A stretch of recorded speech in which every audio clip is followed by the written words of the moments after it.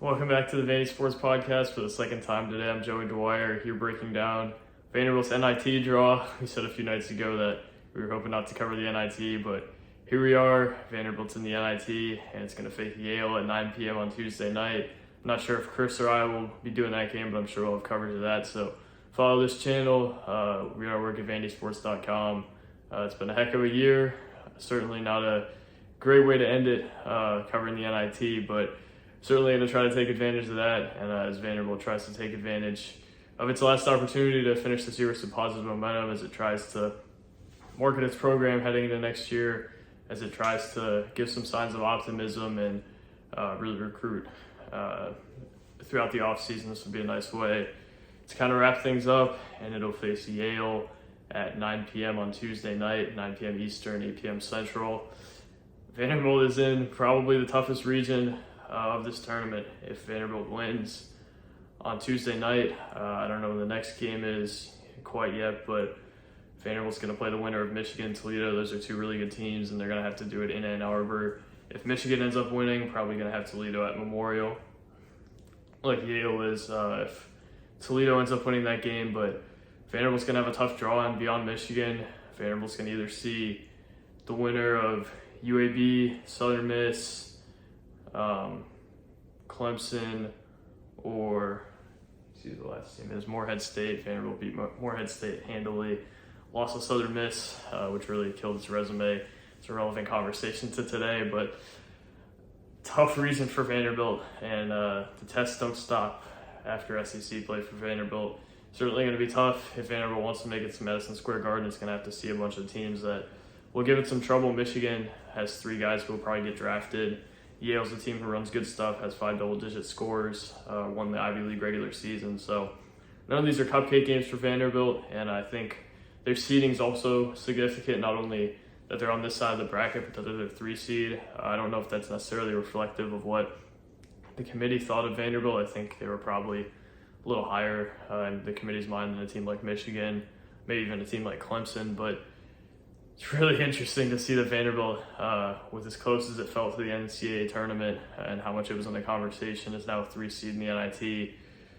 How the mighty have fallen. It felt like on Friday night Vanderbilt had legitimate hope at a bid. It felt like Vanderbilt was kind of right in the mix, and maybe it was a little farther out, but I don't think it was 3 seed far. So certainly a tough break for Vanderbilt, but I think what's most important here is just finishing the year with some positive momentum. There's a lot of young guys on this team who are going to come back next year.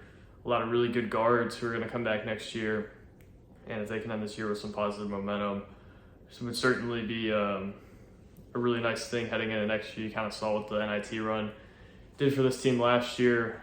Heading into this year, got a lot of buzz to start the year. Obviously, it didn't work out in the non-conference, but it felt like around that Memphis game, there was a lot of buzz and a lot Jerry Stackhouse and his program could hang their hat on. So positive momentum is probably the main thing coming out of this. Just win a few games, have Memorial rocking once or twice, and should be about it for the season. Obviously, a letdown not going to the tournament. We talked about that today. If you want to watch more about Vanderbilt not getting in the field, you can watch my rapid reaction to the Selection Sunday show. But man, how the mighty have fallen in a day or two. Just a really tough break for Vanderbilt, but got to be better in non-conference play to avoid things like this.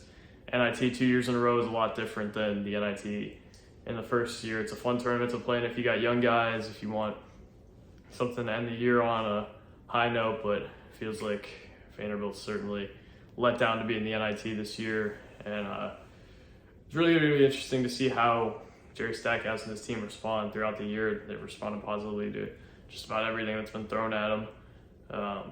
This is different, though. This was a complete heartbreak for this team. I don't know if they really expected to get in, but just seeing how close it was and just seeing really what it's resulted in has got to be pretty discouraging for this group that had high hopes in a team that believed it could beat anybody to be seeded like this on a day that it could have been seeded in a playing game is certainly disappointing. See if Vanderbilt can go do it and go win a few games. It's going to be tough, though. Michigan is a team that's probably more talented than any team in this field, and Vanderbilt's probably going to have to see it in the second round. Yale's a team that does a lot of good things and certainly won't make things easy on Vanderbilt. at Memorial. Vanderbilt's got to bring it, and I don't think we have reason to believe that they won't, but certainly a spot for kind of a letdown, mail it in type performance. Would say a lot about this Vanderbilt team if it doesn't deliver that, but also it's understandable if that's the case. Vanderbilt, I don't know if they feel like they have that much to play for anymore, unless they think they can make a run at Madison Square Garden, which I think they do believe. It's obviously a lot different position than they were hoping to be in, and will certainly be an interesting litmus test to see how Vanderbilt responds to this and how it moves forward after everything that has happened in the last 24 hours. But going to keep this one short. It's the NIT. I'm sure we'll have some coverage of it, but obviously not ideal in really any sense of the fashion, considering, or any sense of the word, considering the fashion in which Vanderbilt ended up here and the fashion in which Vanderbilt is represented in this tournament. So thank you guys for watching. God bless, and read our work at vandysports.com. Peace.